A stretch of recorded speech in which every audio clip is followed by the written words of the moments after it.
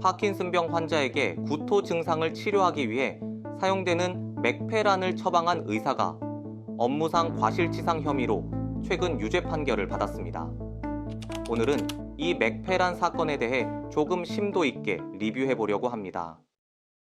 2021년 1월 경남 거제시 한 의원에서 60대 의사 A씨는 80대 파킨슨병 환자 B씨에게 맥페란 주사액을 투여했으나 B씨는 전신쇠약, 발음장애, 파킨슨 증상 악화 등의 상해를 입었습니다.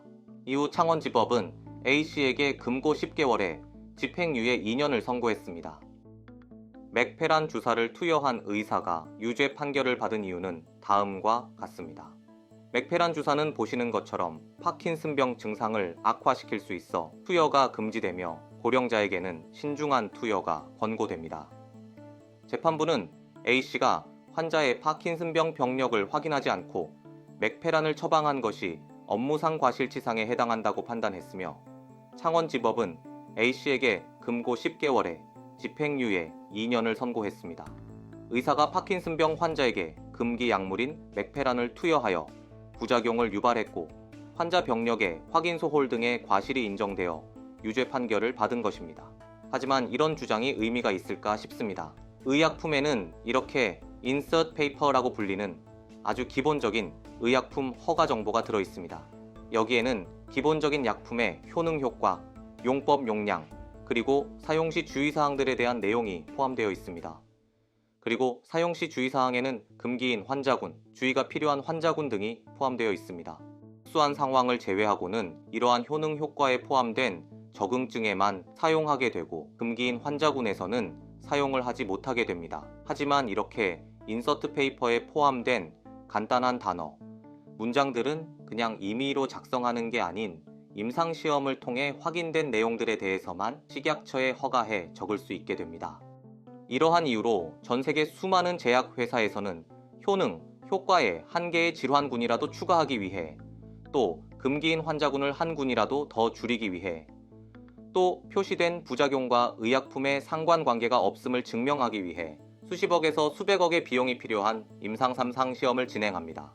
대원제약의 펠루비서방정이라는 소염 진통제가 있습니다. 펠루비서방정은 2015년 요통골관절염, 류마티스 관절염 등 만성 통증 적응증으로 허가받은 이후 적극적인 임상 3상을 통해 효능 효과를 확대하고 있습니다.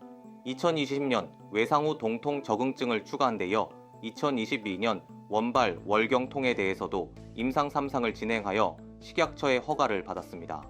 일반적으로 생각했을 때는 소염 진통제이기 때문에 당연히 다른 통증 및 염증 치료에 효과가 있을 것이라고 생각하더라도 기업에서는 마음대로 적응증에 해당 질환을 추가할 수 없으며 수십억 규모의 임상 3상을 통해 확인이 되어야 효능 효과에 추가할 수 있으며 추가된 이후에 해당 적응증에 약을 사용할 수 있습니다. 수십억 규모의 비용이 발생한다고 하더라도 이를 통해 얻을 수 있는 이득이 더 많기 때문에 기업에서는 이런 임상시험을 진행하여 적응증 추가를 진행하는 것이죠. 부작용이나 금기사항들에 대해서는 경우가 더 심각합니다. 금연치료제로 사용하는 바레니클린이라는 의약품이 있습니다.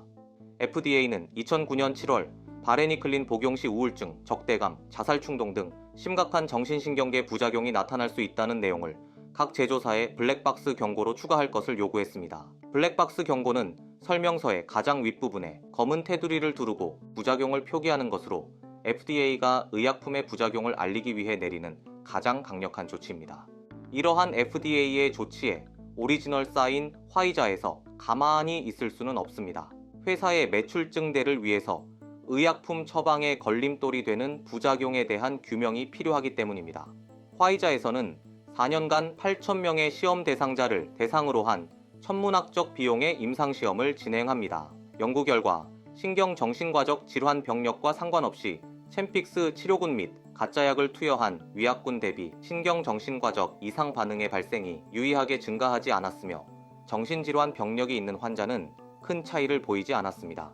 연구 결과 발표 후 한국을 포함해 미국 FDA, 유럽 EMA는 챔픽스의 제품 설명서에서 심각한 신경정신학적 이상 반응에 대한 블랙박스 경고문을 삭제했고 챔픽스는 우울, 불안, 자살 충동 초래에 대한 오명에서 벗어날 수 있었습니다. 이처럼 수많은 제약회사에서는 효능, 효과의 한 개의 질환군이라도 추가하기 위해, 또 금기인 환자군을 한 군이라도 더 줄이기 위해, 또 표시된 부작용과 의약품의 상관관계가 없음을 증명하기 위해 수십억에서 수백억의 비용이 필요한 임상 3상 시험을 진행합니다. 맥페란은 전 세계적으로 가장 흔하게 사용되는 항구토제 중의 하나입니다. 도파민 D2 수용체 기랑제로 작용하여 도파민의 작용을 막아 위장관 운동을 촉진시키고 이를 통해 구역구토를 완화시킵니다. 하지만 파킨슨병의 경우 간단하게 말해서 도파민의 결핍으로 인해 발생하는 질환이기 때문에 그 인과관계가 너무 명확합니다.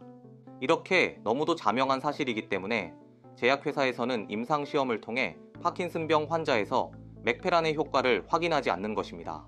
수백억을 들여도 파킨슨병 환자에서의 맥페란 사용은 약효 대비 안전성이 나오지 않기 때문이죠.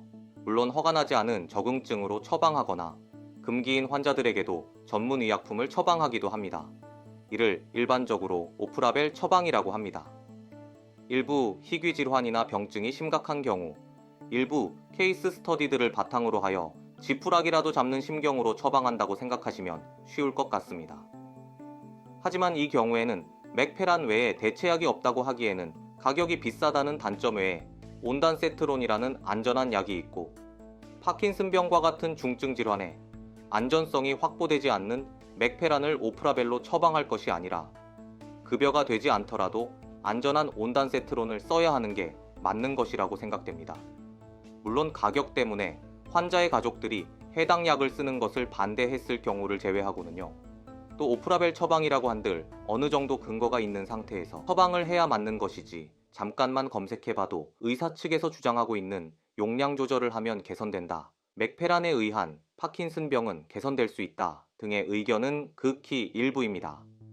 이러한 상황에서 저런 케이스 스터디들을 들고 와서 판결이 불합리하다는 의견을 내는 것은 크게 의미가 없어 보입니다.